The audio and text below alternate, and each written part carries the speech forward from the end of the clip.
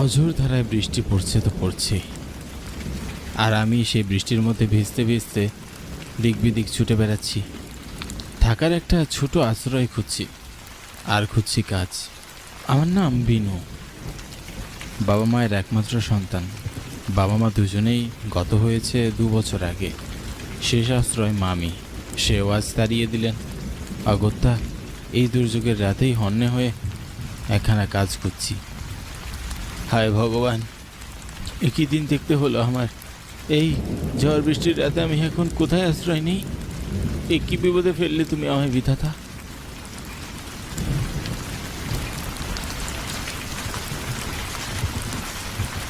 সহসা কিছু দূরে খানিক আলো দেখতে পেলাম।